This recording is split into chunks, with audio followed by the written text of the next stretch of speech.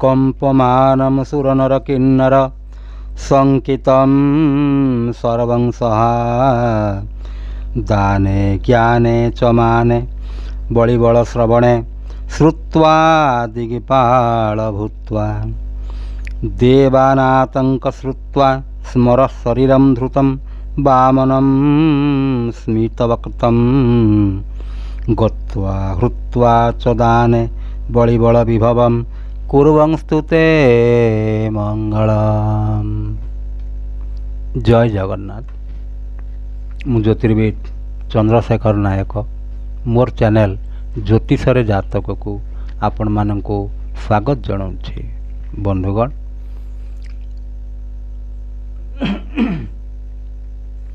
आज आमर channel T पहुँची गलानी आसी 95 एपिसोड रे, जार शीर्षक मु रखी जातक लग्न दोष। बंधुगण, ये एक मौलिक कथा। जो माने ज्योतिर्विद हवाकू चाहूँगी दयाकोरी से माने मूलरू देखंतु, कहीं 95 पार्ट जदि मूलरू देखिबे ताहले से माने किछि बुझी पारिबे नाही। आ जो माने नुआ देखुचंती से माने मोर चैनल टी को सब्सक्राइब करंतु, लाइक करंतु, शेयर करंतु।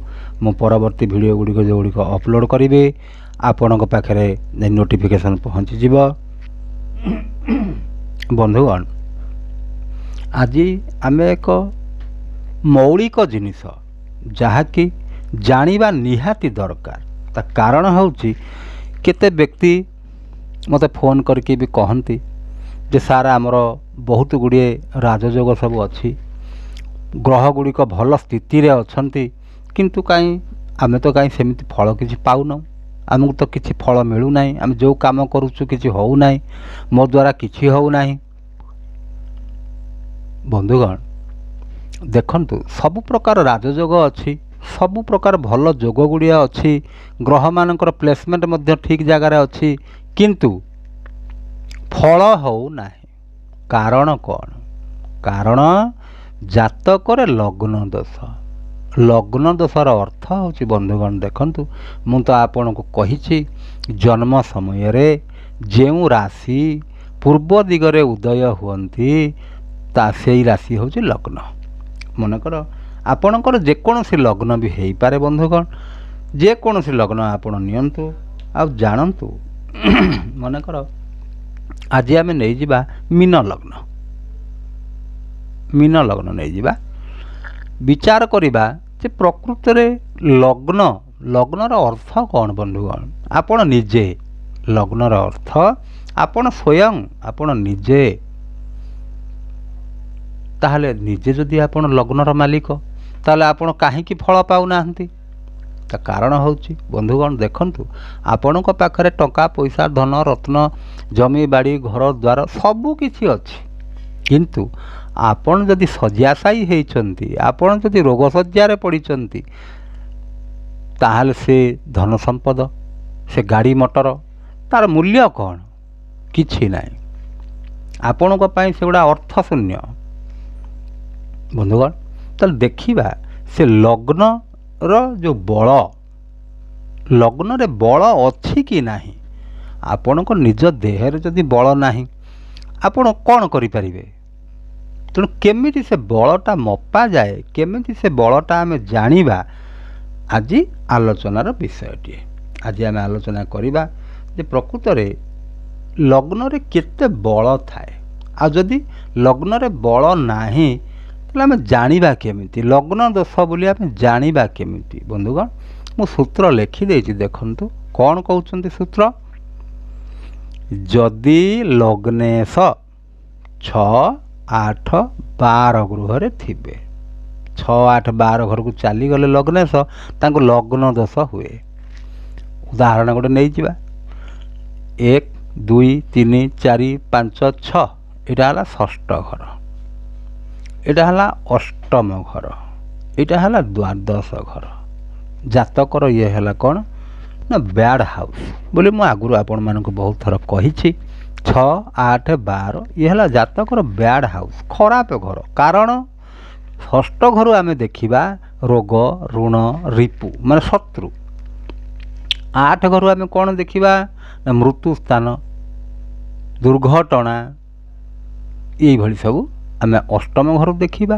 ଦ୍ୱାଦଶ ଘରୁ ଆମେ ଦେଖିବା ଜେଲ୍ ଯାତ୍ରା, ବିଦେଶ ଯାତ୍ରା, ଖର୍ଚ୍ଚ, ଡାକ୍ତରଖାନା ଖର୍ଚ୍ଚ, ଏଇଭଳିଆ ସବୁ ଖରାପ ଜିନିଷ ଆମେ ଏଇ ଘର ମାନଙ୍କରେ ହିଁ ଦେଖିଥାଉ। ତେଣୁ ଯଦି ଲଗ୍ନର ମାଲିକ ମାନେ 1 ନମ୍ବରର ମାଲିକ, 1 ନମ୍ବରର ମାଲିକଟି କିଏ ହେଲେ ନା ବୃହସ୍ପତି। ମୀନ ଲଗ୍ନ କରିଛି, ତେଣୁ ବୃହସ୍ପତି ଯଦି ଏଠିକି ପଳେଇ ଯାଇଛନ୍ତି, ଏଠି ଅଛନ୍ତି, ତାହେଲେ ଆପଣ ଜାଣିବେ ଆପଣଙ୍କୁ ଲଗ୍ନ ଦୋଷ ଲାଗିଛି। ବନ୍ଧୁଗଣ ଆପଣ ଦେଖନ୍ତୁ 6, 8 ଆଉ 12 ଏଇ ଘର ମାନଙ୍କରେ ଯଦି ଲଗ୍ନର ମାଲିକ ଯିଏକି ଲଗ୍ନେଶ ସିଏ ଯଦି 6, 8, 12 ଘରେ ରହିଯାଆନ୍ତି, ତାହେଲେ ଆମେ ତାଙ୍କୁ କହିବା ଯେ ତାଙ୍କୁ ଲଗ୍ନ ଦୋଷଟିଏ ଲାଗିଗଲା। ବନ୍ଧୁଗଣ ତାପରେ ଦ୍ୱିତୀୟ ପଏଣ୍ଟକୁ ଯିବା। କ'ଣ କହୁଛନ୍ତି ନା ଲଗ୍ନେଶ ନୀଚ ରାଶିରେ ଥିଲେ। ଲଗ୍ନେଶ ନୀଚ ରାଶି। ବନ୍ଧୁଗଣ ଦେଖନ୍ତୁ ମୁଁ ସମସ୍ତଙ୍କର ନୀଚ ରାଶି କହିଛି, ଆଉ ଥରେ କହିଦେଉଛି। ଦେଖନ୍ତୁ ରବିଙ୍କର ନୀଚ ରାଶି ହେଲା ତୁଳା। ଚନ୍ଦ୍ର କେଉଁଠି ଉଚ୍ଚ ହୁଅନ୍ତି ନା ବୃଷରେ, ତାହେଲେ ବିଛାରେ ନୀଚ ହେଲେ। ମଙ୍ଗଳ ଉଚ୍ଚ ହୁଅନ୍ତି ମକରରେ, ନୀଚ ହୁଅନ୍ତି କର୍କଟରେ। ବୁଧ ଉଚ୍ଚ ହୁଅନ୍ତି କନ୍ୟା ଘରେ, ଆଉ ମୀନ ଘରେ ନୀଚ ହେଇଯାଆନ୍ତି।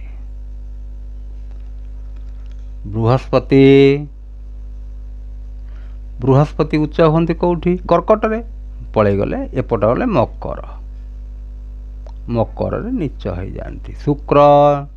ଶୁକ୍ର ମୀନରେ ଉଚ୍ଚ ହୁଅନ୍ତି, ତେଣୁ କନ୍ୟାରେ ନୀଚ ହେଲେ। ଆଉ ଶନି କେଉଁଠି ହୁଅନ୍ତି ନା ଶନି ଉଚ୍ଚ ହୁଅନ୍ତି ତୁଳା ରାଶିରେ, ତେଣୁ ତାର ଓଲଟାଟା ମାନେ ମେଷ ରାଶିରେ ନୀଚ ହେଇଗଲେ।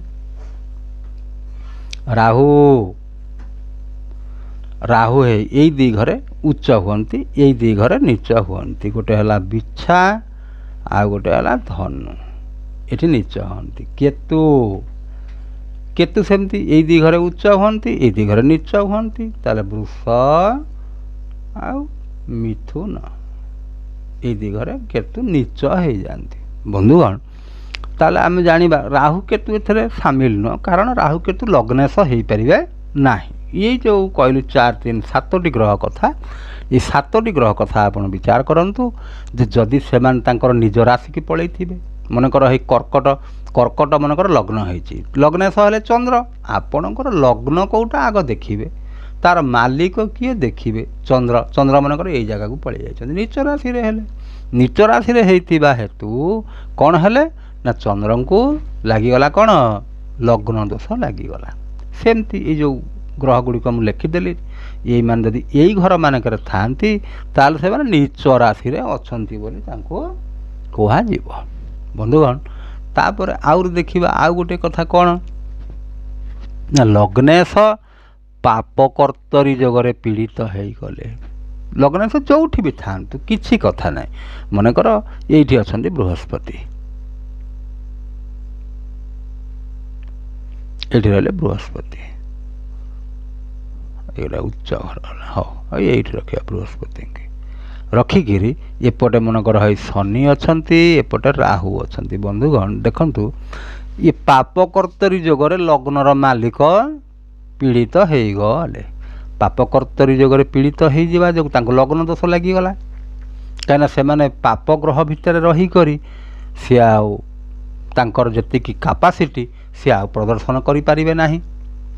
ବନ୍ଧୁଗଣ ତାପରେ ଆଉ ଗୋଟିଏ କଥା ଦେଖନ୍ତୁ, ଲଗ୍ନେଶ ଅସ୍ତ ହେଇଯାଇଥିବେ। ଆପଣ ଦେଖିବେ ଗ୍ରହମାନଙ୍କର ଅସ୍ତ ସବୁ ଯେଉଁ ଗ୍ରହ ଅସ୍ତ ହେଇଯାଆନ୍ତି ଲେଖା ହେଇଥାଏ ଅସ୍ତ ଗ୍ରହ ବୋଲି। ବନ୍ଧୁଗଣ ଯଦି ଲଗ୍ନେଶ ଅସ୍ତ ହେଇଯାଇଛନ୍ତି ତାହେଲେ ଅସ୍ତ ହେଇଗଲେ ତାଙ୍କର ତ ପାୱାର ନାହିଁ, ଆଉ ସିଏ କ'ଣ ଆପଣଙ୍କୁ ସାହାଯ୍ୟ କରିବେ। ଆଉ କ'ଣ ହେଇଥିବ ନା ଲଗ୍ନେଶଙ୍କର ଡିଗ୍ରୀ ବି କମ୍ ଥିବ। ମନେକର 0ରୁ 2 ଡିଗ୍ରୀ ଥିବେ କି 27 ଡିଗ୍ରୀରୁ 30 ଡିଗ୍ରୀ ଥିବେ। ଯଦି ଥିବେ ଆପଣ ଜାଣିବେ ଯେ ସିଏ ଫଳ ଦେବା ପାଇଁ ତାଙ୍କର କାପାସିଟି ନାହିଁ। ତେଣୁ ସେଇ କ୍ଷେତ୍ରରେ ଆପଣ ଆପଣଙ୍କର ଯେତେ ରାଜଯୋଗ ଥାଉ, ଯେତେ ଗ୍ରହ ଯୁଆଡ଼େ ଥାଆନ୍ତୁ, ଆପଣଙ୍କୁ ଶୁଭ ଫଳ କେବେ ହେଲେ ମିଳିବ ନାହିଁ ଲଗ୍ନ ଦୋଷ ଯଦି ଲାଗିଗଲା। ତାହେଲେ ବନ୍ଧୁଗଣ, ଆମର ଜ୍ୟୋତିଷ ଶାସ୍ତ୍ରରେ ସବୁ ପ୍ରକାର ଜିନିଷର ପ୍ରତିକାର ହିଁ ଅଛି। ଆପଣଙ୍କର ଦୋଷଟି ହେଲା ମାନୁଛି, କିନ୍ତୁ ତାର ପ୍ରତିକାର ଆମେ କରିଦେବା। ଯେମିତି ଆମର ଦେହ ଖରାପ ହେଲେ ଆମେ ଔଷଧ ଖାଉଛେ, ସେମିତି ଏଟା ଯଦି କିଛି ଖରାପ ଅଛି ଆମେ ତାକୁ ଭଲରେ ପରିଣତ କରିବା। କ'ଣ କରିବା? ଦେଖନ୍ତୁ ବନ୍ଧୁଗଣ, ଏଇ ଯେଉଁ ପ୍ରଥମ ଦୁଇଟି ପଏଣ୍ଟ ମୁଁ କହିଛି, ଲଗ୍ନେଶ ଷଷ୍ଠ ଅଷ୍ଟମ ଦ୍ୱାଦଶରେ ଥିବେ ବା ନିଚ ରାଶିରେ ଥିବେ, ଯଦି ଏତିକି ଆପଣଙ୍କର ଏଇ କଣ୍ଡିସନରେ ଲଗ୍ନ ଦୋଷ ଲାଗୁଛି, ତାହେଲେ ଆପଣ କ'ଣ କରିବେ? ଲଗ୍ନେଶଙ୍କର ବୀଜ ମନ୍ତ୍ର ପାଠ କରିବେ। ମନେକର ବୃହସ୍ପତିଙ୍କର ହେଇଛି ଓಂ ବ୍ରୁଂ ବୃହସ୍ପତୟେ ନମଃ, ଶୁକ୍ରଙ୍କର ହେଉଛି ଓଂ ସୁଂ ଶୁକ୍ରାୟ ନମଃ। ଖାଲି ମନ୍ତ୍ର ପାଠ କରିବେ ବନ୍ଧୁଗଣ। ମୁଁ ଯାହା କହୁଛି ଆପଣ ମନ ଧ୍ୟାନ ଦେଇ ଶୁଣନ୍ତୁ। ଲଗ୍ନେଶଙ୍କର ବୀଜ ମନ୍ତ୍ର ପାଠ କରିବେ। କେଉଁ କ୍ଷେତ୍ରରେ? ଯଦି ଲଗ୍ନେଶ 6, 8, 12ରେ ଥିବେ କି ନିଚ ରାଶିରେ ଥିବେ, ଏଇ ଦୁଇଟି କଣ୍ଡିସନ୍।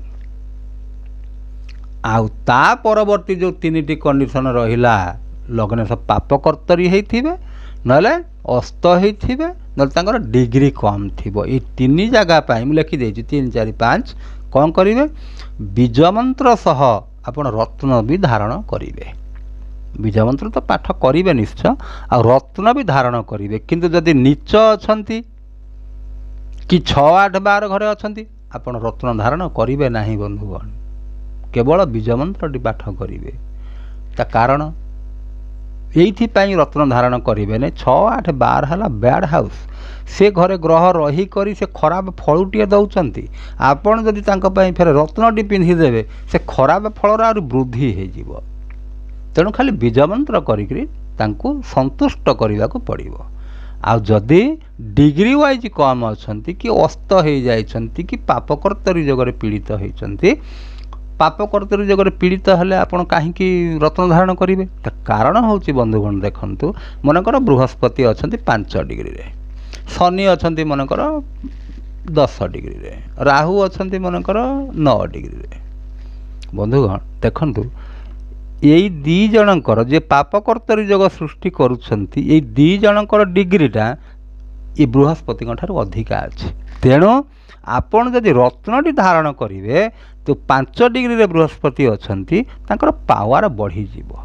ମନେକର ଯଦି 15 ଡିଗ୍ରୀ ପର୍ଯ୍ୟନ୍ତ ବଢ଼ିଗଲା, ତାହେଲେ ଶନି ରାହୁ ଆଉ ତାଙ୍କୁ ପାରିବେ ନାହିଁ, କାହିଁକିନା ଆଙ୍କର ଡିଗ୍ରୀଟା ବଢ଼ିଗଲା। ସେଥିପାଇଁ ରତ୍ନଟି ଧାରଣ କରାଯାଏ।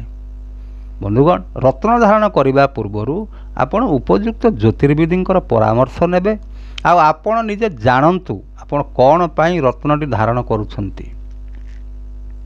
ବନ୍ଧୁଗଣ, ତାପରେ ଦେଖନ୍ତୁ, ମୁଁ ସବୁ ଲଗ୍ନ ହିସାବରେ କହିଦେଉଛି ଆପଣଙ୍କର ପ୍ରତିକାର କ'ଣ ହେବା ଦରକାର। ଯଦି ଆପଣଙ୍କର ମେଷ ଲଗ୍ନ ହେଇଛି, ପ୍ରଥମ ଘର ଦେଖନ୍ତୁ, ମେଷ, ବୃଷ, ମିଥୁନ, କର୍କଟ, ସିଂହ, କନ୍ୟା, ତୁଳା, ବିଛା, ଧନୁ, ମକର, କୁମ୍ଭ, ମୀନ। ଯଦି ମେଷ ଲଗ୍ନଟିଏ ହେଇଛି, ଲଗ୍ନ ଦୋଷ ଆପଣଙ୍କୁ ଲାଗିଛି, ତାହେଲେ ଆପଣ କ'ଣ କରିବେ? ହନୁମାନ ପୂଜା କରିବେ, ଶିବ ପୂଜା କରିବେ। କଲେ ଆପଣଙ୍କୁ ଲଗ୍ନ ଦୋଷରୁ ମୁକ୍ତି ମିଳିବ। ଆଚ୍ଛା, ଯଦି ବୃଷ ଲଗ୍ନ ହେଇଛି, ଆପଣଙ୍କର ଏଇ ଲଗ୍ନଟି ହେଇଛି ବୃଷ ଲଗ୍ନ ହେଲେ କ'ଣ କରିବେ? ଆପଣ ଲକ୍ଷ୍ମୀଙ୍କୁ ପୂଜା କରିବେ, ଲକ୍ଷ୍ମୀ ଆରାଧନା କରିବେ। ମିଥୁନ ରାଶି ଯଦି ହେଇଛି, ତାହେଲେ ଗଣେଶଙ୍କୁ ପୂଜା କରିବେ ବା ଦୁର୍ଗାଙ୍କୁ ପୂଜା କରିବେ, ମିଥୁନ ରାଶି ହେଲେ। ଯଦି କର୍କଟ ଲଗ୍ନ ହେଇଛି, ଶିବ ପୂଜା କରିବେ। ଲଗ୍ନ କଥା କହୁଛି ବନ୍ଧୁଗଣ, ରାଶି କଥା କହୁନାହିଁ। ଏଇଟା କର୍କଟ ରାଶି। ଯଦି କର୍କଟ ଲଗ୍ନ ହେଇଥିବ, ତାହେଲେ କ'ଣ କରିବେ? ନା ଶିବ ପୂଜା କରିବେ। ଯଦି ସିଂହ ଲଗ୍ନ ହେଇଛି, କ'ଣ କରିବେ? ନା ସୂର୍ଯ୍ୟଙ୍କୁ ପୂଜା କରିବେ ଆଉ ଶ୍ରୀରାମଙ୍କୁ ପୂଜା କରିବେ। ବନ୍ଧୁଗଣ, ସିଂହ ଲଗ୍ନ ପାଇଁ। ଆଉ କନ୍ୟା ଲଗ୍ନ ଯଦି ହେଇଛି, ତାହେଲେ କନ୍ୟା ଲଗ୍ନରେ କ'ଣ କରିବେ? ଗଣେଶଙ୍କୁ ପୂଜା କରିବେ ଆଉ ଦୁର୍ଗାଙ୍କୁ ପୂଜା କରିବେ। ଆଚ୍ଛା, ଯଦି ତୁଳା ଲଗ୍ନ ହେଇଛି, ଲକ୍ଷ୍ମୀକି ପୂଜା କରିବେ। ଦେଖନ୍ତୁ ବନ୍ଧୁଗଣ, ବୃଷରେ ଲକ୍ଷ୍ମୀ ଆଉ ତୁଳାରେ ଲକ୍ଷ୍ମୀ। ତା କାରଣ ଶୁକ୍ରଙ୍କର ଘର ସିଏ। ଆଉ ବିଛା ରାଶି ହେଲେ କ'ଣ ହେବ? ନା ବିଛା ରାଶି ହନୁମାନ ଆଉ ଶିବ ପୂଜା। ଦେଖନ୍ତୁ ବନ୍ଧୁଗଣ, ବିଛା ରାଶି ଏଇଟା ହେଉଛି ମଙ୍ଗଳଙ୍କ ଘର, ଏଇଟା ବି ମଙ୍ଗଳଙ୍କର ଘର। ମଙ୍ଗଳଙ୍କ ପାଇଁ ମୁଁ ଯେମିତି କହିଥିଲି ଆଗରୁ ହନୁମାନ ଆଉ ଶିବ ପୂଜା, ବିଛା ଲଗ୍ନ ପାଇଁ ମଧ୍ୟ ସେମିତି ହନୁମାନ ଆଉ ଶିବ ପୂଜା କରିବେ। ଯଦି ଧନୁ ଲଗ୍ନ ହୋଇଗଲା ତାହେଲେ ଧନୁ ଲଗ୍ନ କ'ଣ କରିବେ? ବିଷ୍ଣୁଙ୍କୁ ପୂଜା କରିବେ, ବିଷ୍ଣୁ ସହସ୍ର ନାମ ପାଠ କରିବେ, ବିଷ୍ଣୁଙ୍କୁ ପୂଜା କରିବେ। ମକର ଲଗ୍ନ ହେଇଛି ହନୁମାନ ପୂଜା କରିବେ, ଶିବଙ୍କୁ ପୂଜା କରିବେ। କୁମ୍ଭ ଲଗ୍ନ ହେଇଛି ସେଇ ସମାନ କଥା, ହନୁମାନଙ୍କୁ ପୂଜା କରିବେ, ଶିବଙ୍କୁ ପୂଜା କରିବେ। ମୀନ ଲଗ୍ନ ହେଇଛି ବିଷ୍ଣୁଙ୍କୁ ପୂଜା କରିବେ। ଦେଖନ୍ତୁ ବନ୍ଧୁଗଣ, ଧନୁ ଲଗ୍ନ ଆଉ ମୀନ ଲଗ୍ନ ବିଷ୍ଣୁଙ୍କୁ ପୂଜା କରିବେ। ବୃଷ ଲଗ୍ନ ତୁଳା ଲଗ୍ନ ଲକ୍ଷ୍ମୀକି ପୂଜା କରିବେ। ଆଉ ମେଷ ଲଗ୍ନ ବିଛା ଲଗ୍ନ ଇଏ କ'ଣ ହେଲା ନା ହନୁମାନ ଆଉ ଶିବଙ୍କୁ ପୂଜା କରିବେ। ବନ୍ଧୁଗଣ, ଯଦି ଆପଣ ମୁଁ ଭାବୁଛି ବୁଝି ସାରିବେଣି। ଯଦି ଆଧିରେ କିଛି ଅବୁଝା ରହିଥିବ ତାହେଲେ ଏଇ ମୁଁ ନମ୍ବରଟି ଦେଇଛି, ଆପଣ ଏଇ ନମ୍ବରରେ ଯୋଗାଯୋଗ କରିବେ। ଯୋଗାଯୋଗ କଲେ ମୁଁ ଆପଣଙ୍କୁ ନିଶ୍ଚିତ ଭାବରେ କହିଦେଇପାରିବି। ଆଉ ଲଗ୍ନ ଦୋଷ ହେଉ, ଯଦି ଆପଣଙ୍କର ଲଗ୍ନ ଦୋଷଟି ରହିଗଲା ବନ୍ଧୁଗଣ ମନେ ରଖନ୍ତୁ, ଆପଣଙ୍କ ଜାତକରେ ଯେତେ ପ୍ରକାର ରାଜଯୋଗ ହେଇଥାଉ ଯାହାଟା ହେଇଥାଉ ଆପଣ ସେ ଫଳ ପାଇବେ ନାହିଁ। ତେଣୁ ଏ ଲଗ୍ନ ଦୋଷର ପ୍ରତିକାର କରିସାରିଲା ପରେ ତାପରେ ଯାଇକରି ଆପଣ ଫଳଟି ପାଇପାରିବେ। ମୁଁ ଭାବୁଛି ଆପଣମାନେ ବୁଝି ସାରିଲେଣି। ଯଦି ଆପଣଙ୍କୁ ଭଲ ଲାଗୁଥାଏ ସବସ୍କ୍ରାଇବ୍ କରିବେ, ଲାଇକ୍ କରିବେ ଆଉ ସେୟାର କରିବେ ବନ୍ଧୁଗଣ। ଆଉ କମେଣ୍ଟ କରିବାକୁ ଭୁଲିଯିବେ ନାହିଁ। ଆପଣଙ୍କର ଯଦି କିଛି ପ୍ରୋବ୍ଲେମ୍ ଅଛି ଏଇ ଆଷ୍ଟ୍ରୋଲୋଜି ବାବଦରେ ଆପଣ ମୋତେ ମୋର କମେଣ୍ଟରେ ଲେଖିପାରିବେ। ଲେଖିଲେ ମୁଁ ଆପଣଙ୍କ ସାଙ୍ଗରେ ଯୋଗାଯୋଗ କରି ଆପଣଙ୍କୁ ନିଶ୍ଚିତ ଭାବରେ ବୁଝେଇ ଦେଇପାରିବି। ହଉ, ଏତିକିରେ ରହିଲି ବନ୍ଧୁଗଣ। ଜୟ ଜଗନ୍ନାଥ।